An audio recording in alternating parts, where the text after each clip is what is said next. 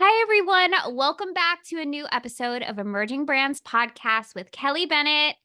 I'm Kelly Bennett. I am a New York City based brand strategist, and each week I talk to founders who are building really cool brands. I met Francesca when we were at a Dream Ventures dinner. I tried her plant based cheese and I fell in love. I personally am lactose intolerant and I'm always looking for an amazing vegan cheese that honestly tastes good. A lot of them don't. But once I tried Pianta, I was really blown away by the flavor, the tartness, the packaging. And so Francesca Valarezo is here, and I'm so stoked to have you on. Hi, Kelly. Hi. So, can you tell us about the backstory of your brand? Like, how did this happen? How did this start? I know also your husband is a part of it too. So, can you show us a little bit behind the curtain of how the brand started? Yeah, of course. It all started in our Brooklyn kitchen in Williamsburg. For years, I found myself sick, bloated, and stuck with IBS, which gave me a little bit of depression. I felt frustrated and unable to eat all of the amazing creations that my Italian husband and chef, Joanas Riccardi, made in the kitchen for us. And like most native Italians, he really loves a good artisany. And so love can heal it all, as you know. We were playing in the kitchen for a long time, especially during the pandemic. Instead of baking sourdough, we were making cheese. I remember that the idea emerged from a birthday party I hosted 4 years ago.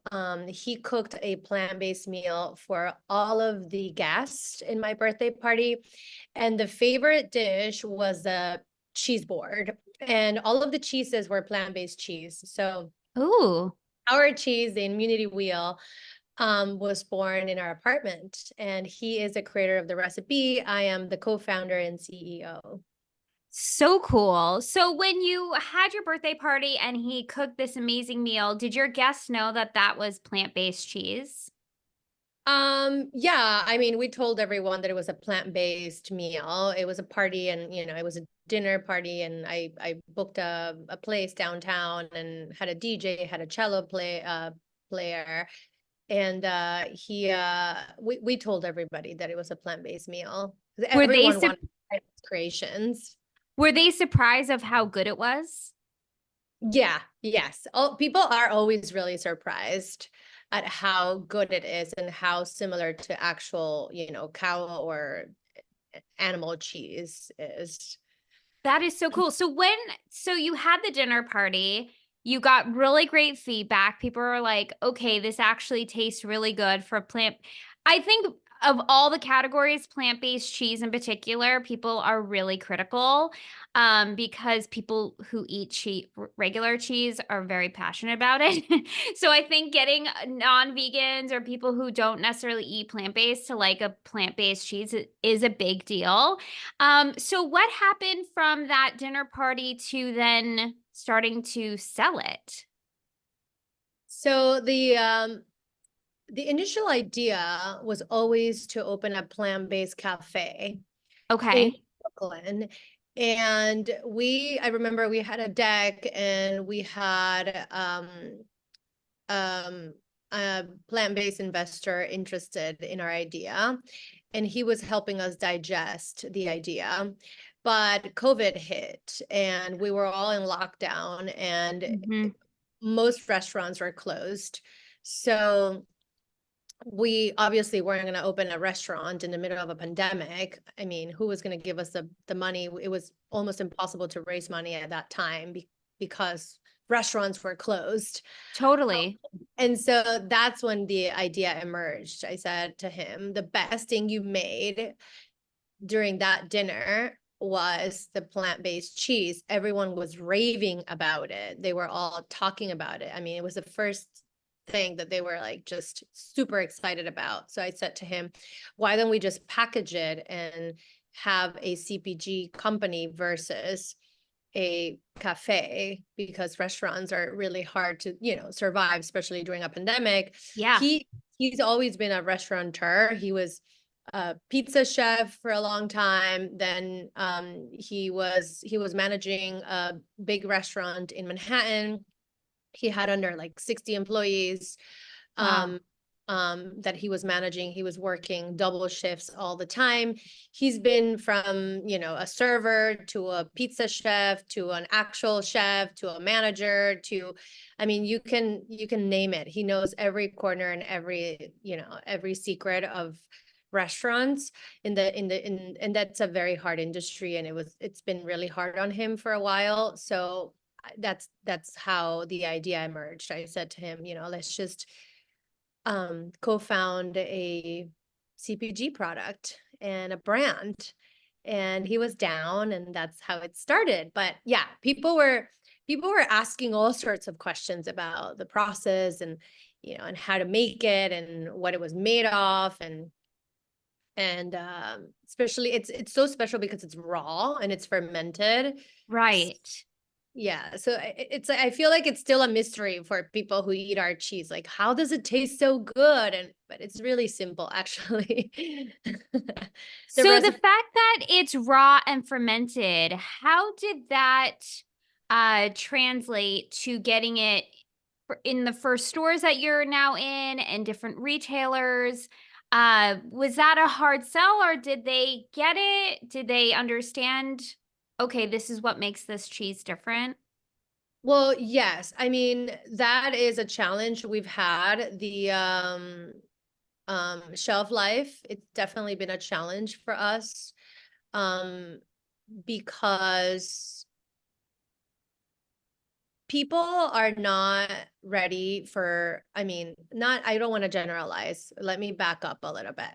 I feel like the plant-based industry is highly contaminated with chemicals and processed, especially cheese, right? Cheese is that one thing that has to have a long shelf life. And so grocery stores are highly interested in products that have a higher shelf life. Right. Our cheese is raw and it's fermented. So it does have a good shelf life for what it is, like being that it's raw. It has, so it's in the fridge, like refrigerated. It can last up to 2 months, which is a Oh, that reasonable is amount. that is Yeah, major.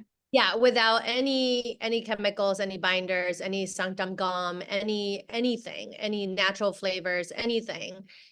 You can just keep the cheese in the fridge. And I mean, no one keeps a cheese in the fridge for 2 months. People mostly eat the cheese within a week because cheese is delicious, right? Like you can eat it with everything, I cracker. ate your cheese within 2 days. Exactly. So that's the one thing that retailers and groceries need to understand. Like when a product is really good, people are going to eat it right away. That's one thing. Another thing is frozen. Like if you buy a bunch of Pianta and you keep it in the freezer, we sell it frozen mainly. You can keep it up to 5 months. So you can just have a bunch of Pianta frozen, and just like take it out as you consume it. It has been a challenge, but it's the people who get it, the retailers who get it actually are selling it really well. We're selling at Matcha Full at all of their cafes. We're selling at Upstate Stock, which is a really, really beautiful artisanal grocery store in the border of Greenpoint and Williamsburg.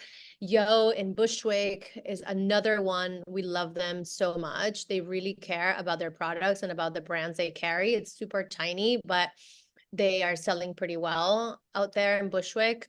And we're also selling at other small retailers in Williamsburg. Those are a little bit more difficult because they're like old school, so it's harder to move our product and in that environment. But it's been great. It's been good so far, and we've received a ton of love and a ton of the product has been really welcomed in the market. We just started like in 2022, and most of last year it was about gifting and making sure that everybody Sure. tried the product.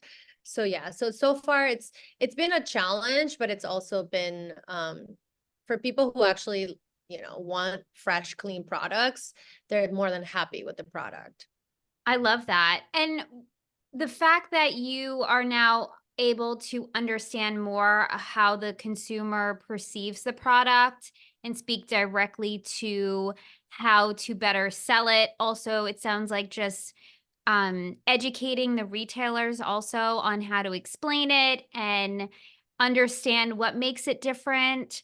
And the fact that you're doing that through a smaller test market is really a great strategy so that you can collect that data to then scale.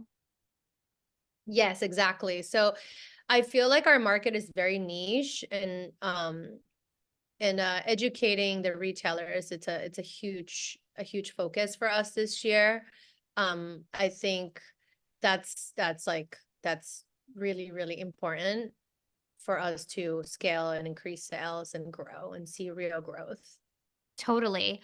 What is the vision of the brand? Because I know you have a really cool background being a yoga teacher, right? And a meditation teacher. Your husband being a chef and restaurateur. This sounds like the first collab of you both, like, bringing your worlds together. Where do you see Pianta going or the vision of maybe different products, more products? I would just love to hear. I'm so excited to share this with you. Johnny and I call him Johnny. He calls himself Joanas. That's his chef name. His real name is Jonathan. But Joe and I really, really believe in the power of food for healing. Um, he has struggled with Gilbert's disease his whole life. So being an Italian and growing up in Italy, it was really difficult for him. There were a lot of things that he couldn't eat. So he is plant-based fully. And I've been teaching yoga for the past 11 years in Wow. New York City, and I've been working really hard to heal myself from depression, IBS, anxiety, panic attacks. So I really, really believe that healing is not just one thing. It's like my teacher, Naveen Mishan, says, if you want to do something, you have to do everything. So food is as important as exercise and as important as meditation, as important as the water that you drink and the content that you consume, right? So Pianta is a lifestyle brand. I believe that we can inspire people to live well and to have more joyful experiences in their bodies just by consuming delicious food and delicious products. For now, the vision is to launch a couple of more flavors and make it direct to consumers so that people can order to their homes, and so that we can have maybe a membership base with people order their 3 flavors of piantas, and they get some crackers with it. Jonas is working on creating a crackers recipe, super clean, super. Ooh. So basically for now, Pianta is going to be plant-based cheese, crackers, snacks, things that you can add into a cheese board, and just another way of adding wellness and health and food for healing on your table. But I think the bigger vision is to have a cafe where we can sell the cheese boards, where we can sell his creations. And for me, just to continue doing what I'm doing, which is yoga, breath work, meditation, and just other types of embodiment practices, which is what I teach on a daily basis. That's my full-time job. Do you see a lot of crossover? It sounds like you are both working with similar communities of people and people seeking similar things as far as wanting to eat cleaner and then being more present in their body. Have you seen that or noticed that? There is a lot of crossover. It's been a challenge because he is in Arizona, so he is a culinary director of Sivana, the wellness resort. So he's not in New York as much as I am. Got it. We're not in the same place right now, but back when he was the culinary director at Matcha Full, we had a lot of the similar people coming to us. Like people would go to Matchaful to get his creations, like the granola he created for them and all of the parfaits and the smoothies and the lattes. And then they would come to my yoga class afterwards. That's really I've done it- cool. I've had like a bunch of my mentees and my students from, studios that I teach in Manhattan come to me with like, oh my God, I just got this latte on Matchaful. I know your hubby created it, and like things like that. So there, we definitely share a similar community. We share a lot of the same friends, and our vision is to bring everybody together so that we can, just live better lives. And I don't know, the whole thing is about longevity and being happy in your body and healthy in your mind. Which we So need more of. And someone who has dietary restrictions and IBS and a lot of the things, anxiety, it's something that I am personally passionate about. I was I got to a place where I was starting to feel better and I kind of like took my foot off the pedal a little bit, and now I'm like, okay, there's some things coming back, like I have to reset and re-examine this, and it's such an important part of just living well day to day so that you can enjoy life and you can enjoy the little things, right? And so I really appreciate your approach of just the integration, that it's not just in different silos, like you're really connecting the dots to make it more of a lifestyle and making it a delicious lifestyle. That was something that really blew me away, is really the flavor. And I think that needs to happen too. So many times, you get something that's healthy and it tastes like cardboard, but your product really does taste good, which, you need also at the end of the day, that it's just a good tasting product. yes, exactly. Living well can be delicious. It doesn't have to Yes. punishment. And the same goes for our movement practices, right? Like we don't exercise to punish ourselves for eating the thing or drinking the whatever you want to drink, or having a little bit of fun. It's just, for me, it's about adding and not subtracting.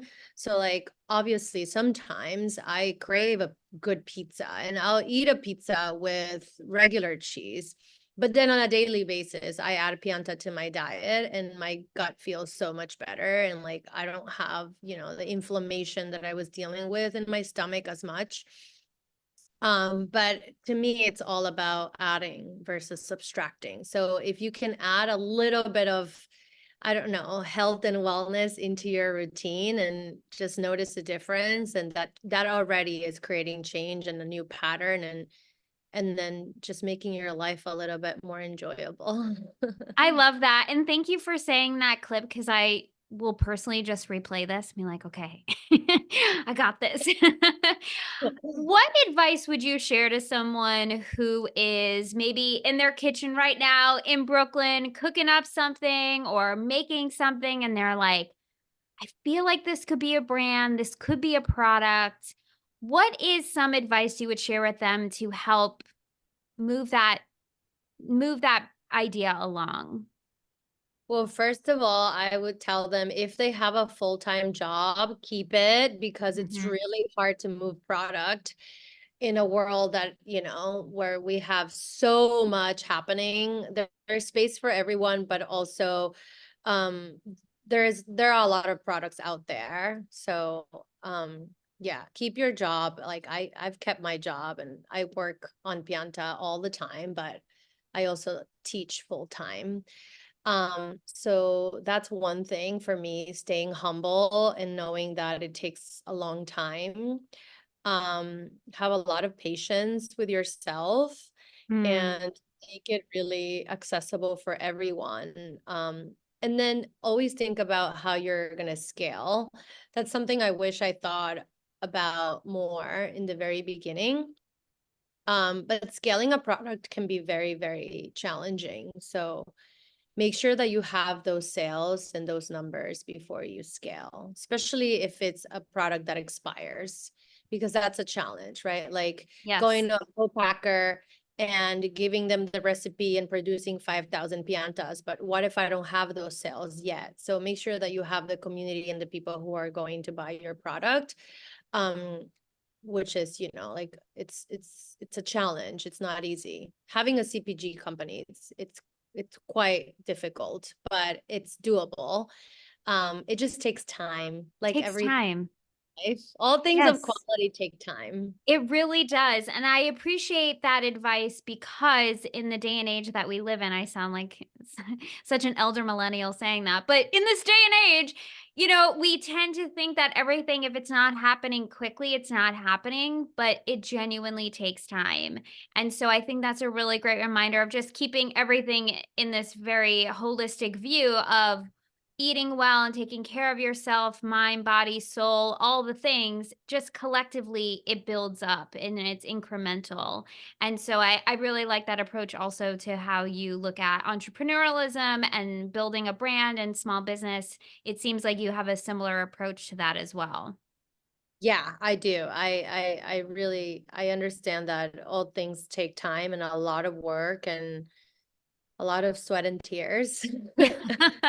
For sure. Yeah. So where can we shop your amazing cheese? Where's the Oh best my place to go? God. First of all, you can buy it directly through our website. I'll send a delivery person to deliver it to your door. The minimum quantity is 2 cheeses. And you do have to pay for delivery because we're a mom and pop shop, literally. One day when we have the membership, we'll probably make we'll give you a free bag of chips and delivery free, but not right now. So until we get there, you have to pay for it's a small fee for delivery, but you'll get it fresh to your door. Then in Manhattan, you can buy it at Matcha Full. Sometimes if it's not in the fridge, they have it in the freezer. So just ask the barista for it. They have it in Mulberry, Prince, and all of their locations. In Williamsburg and Greenpoint, you can buy it at Upstate Stock, which is right in front of McCarran Park, right on Berry. And in Bushwick, East Williamsburg, you can get it at the vegan, plant-based grocery store. And we're working on opening some new accounts, but you can also like email us and place an order, like if you have a party and you're going to have wine and cheese and you want to buy like 5-10 piantas, just email us. And yeah, and if you have an That's event perfect. you want to sample and it's a good sampling opportunity, we'll definitely come and I'll sample it myself because I'm just, I like talking about the product and I like meeting people. Just like I sampled you, remember? I was gonna say, you were like, "You gotta try it," and here it is, and I was really genuinely blown away. I really loved it, and so I'm a big fan of sampling as well, and especially for a product like yours, once people try it, even if they don't get fermented or raw, they're like, "This is really good. Where do I get it? Sign me up." So, I love your approach. Thank you for sharing behind the scenes of the brand. I'm really genuinely excited to see where it grows and where you reach next with retailers and partnerships. And just congratulations on launching the brand. It's really good. Thank you. Thank you. We're planning to launch 2 more flavors this year and, to make it more of a direct to consumer model so that people can, order in the tri-state area, particularly in the New York City area. We know that, like our vegans or plant-based people need us and they're going to love us once they try us. So we're very excited for growth and, just to continue building and sharing. But Love I it. love sampling too. I just like little secret. I was a Red Bull girl for years. I started when I was 19 and it went all through my college years. So I was literally, that was my full time to sample Oh, people. so you know Yeah. power So of I know sampling. about sampling. Yeah, like Yeah, that was my first job. That's how I learned how to drive. And they would send me all over the place sampling. So that's why I like to sample because no one's that's going to sell your product better than you are going to sell your own product for now. absolutely. Oh, I love it. From Bull girl to now. What a Pianta cool. girl. I love it. I love it. Well, thank you so much for coming on the podcast. Thank you everyone for listening, and I'll see you all on the next episode. Bye.